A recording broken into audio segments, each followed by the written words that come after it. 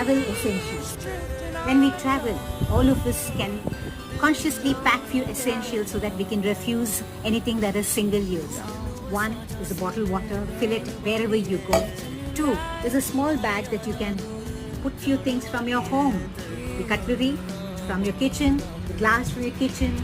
There could be a small napkin out there so that you can refuse a tissue, and there's a bag through which you can bring back your fruits and vegetables or your groceries, and a plate covered by a cloth so that you can bring it back home and wash it.